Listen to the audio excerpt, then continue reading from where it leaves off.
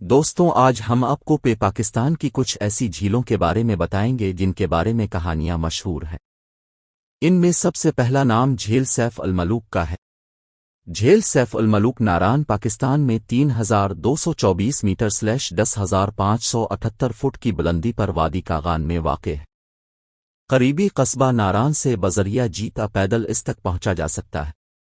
یہ ایک انتہائی خوبصورت جھیل ہے۔ دنیا بھر سے سیاح اسے دیکھنے آتے ہیں۔ ملکہ پربت اور دوسرے پہاڑوں کا عکس اس پر پڑتا ہے۔ سال کے کچھ مہینے اس کی سطح برف سے جمی رہتی ہے۔ لوگ اس جھیل کو زمین پر جنت کا نام دیتے ہیں۔ اس جھیل کے پانی کی مقدار ہمیشہ ایک ہی رہتی ہے۔ سنا ہے کہ اس جھیل کی گہرائی کا آج تک کوئی پتہ نہیں لگا سکا، اور جس نے بھی جھیل کی گہرائی کا پتہ لگانے کی کوشش کی وہ جھیل کی تہہ سے واپس نہیں آ سکا۔ اس کی خوبصورتی کی وجہ سے ہی نہیں، بلکہ اس جھیل سے متعلق پر اسرار کہانیاں بھی لوگوں کو اپنی طرف کھینچتی ہیں۔ اس جھیل کے بارے میں مشہور ہے کہ ہر ماہ چاند کی 14 تاریخ کو رات میں پریاں جھیل پر اترتی ہیں۔ کہا جاتا ہے کہ یہ جھیل غین لاکھ سال پہلے اس وقت وجود میں آئی جب وادی کاغان کا پورا علاقہ برف سے ڈھکا ہوا تھا، اور بہت بڑے برفانی تودے نے ٹوٹ کر اس دریا کے پانی کو روک لیا جو جھیل کے عین وسط جھیل کے عین اکبری میں ایک ملکہ پربت برفانی لبادہ اوڑے اپنی خوبصورتی اور جوبن کا نظارہ کروا رہی تھی۔ 70,000 فٹ بلند پہاڑ کو آج تک کوئی سر نہیں کر سکا۔ مقامی لوگ اس کی وجہ شہزادہ سیف الملوک کی بد دعا بتاتے ہیں۔ شہزادہ سیف الملوک حضرت عیسیٰ علیہ السلام کی پیدائش سے لگ بھگ 860 سال پہلے مصر کے بادشاہ کا بیٹا بتایا جاتا ہے، لیکن بعض حضرات نے اسے دہلی کا شہزادہ بھی لکھا ہے۔ شہزادہ سیف الملوک کو خواب میں مسلسل 7 راتوں سے ایک پری کا دیدار ہوتا رہا۔ شہزادے نے جب اس خواب کی تعبیر پتہ کروائی تو ایک ماہر نجومی نے اسے بتایا کہ جو پری اب کے خواب میں آتی ہے وہ کوقاف کی ایک پری ہے جو تمہاری پیدائش کے وقت سے ہی تم پر فریفتہ ہے۔ وہ کوقاف میں رہتی ہے۔ کوقاف جنات اور پریوں کا علاقہ بتایا جاتا ہے جو انسانوں کی نگاہوں سے اوجھل ہے، جہاں آدم زاد کبھی نہیں جا سکتا۔ نجومی نے شہزادہ کو بتایا کہ اس پری کا نام پری بدری الجمال ہے، اور وہ پری ہر 12 سال بعد انسانوں کی دنیا میں آتی ہے اور ناران کی ایک جھیل پر 14ویں رات کو اس جھیل پر غسل کرتی ہے۔ تمہیں اس کو تلاش کرنا ہے تو تم کو ناران جانا ہوگا، لیکن تمہیں اس جھیل کے کنارے 12 سال تک ایک مخصوص جگہ پر چلہ کاٹنا ہوگا، تبھی تمہیں اس پری کا دیدار ہو سکتا ہے۔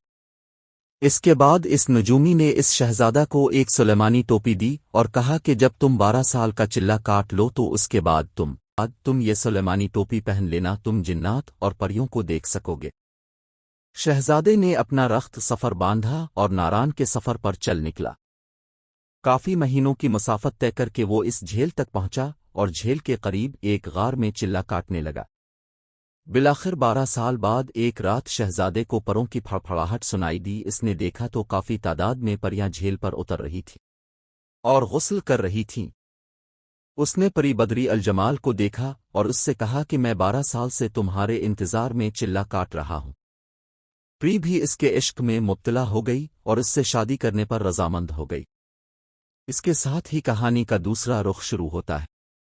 اس جھیل کے ساتھ ہی جو ملکہ پربت ہے جسے آج تک کوئی سر نہیں کر سکا، وہاں جنات کا بسیرا ہے۔ اس پہاڑ میں اس وقت ایک دیو رہتا تھا جس کا نام سفید دیو تھا، اور وہ بھی پری کا عاشق تھا۔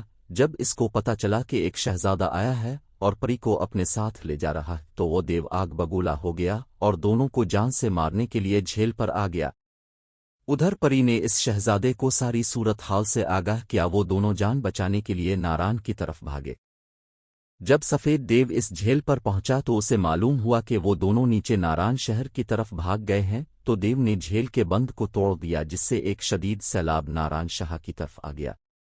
بند توڑنے کا مقصد یہ تھا کہ شہزادہ اور پری اس سیلاب میں غرق ہو جاگے۔ شہزادہ اور پری نے سیلاب کو آتے دیکھ کر اپنی جان بچانے کے لیے ایک غار میں پناہی لے لی۔ کچھ لوگوں کا کہنا ہے کہ شہزادہ اور پری سیلاب میں غرق ہو گئے تھے، اور کچھ لوگوں کا کہنا ہے کہ وہ دونوں بچ گئے تھے اور اپنے علاقے مصر چلے گئے تھے، اور کچھ کا کہنا ہے کہ وہ لوگ آج بھی اس غار میں زندہ ہیں، اور آج بھی اس غار میں موبائل فون اور ٹارچ لائٹ کام نہیں کرتی۔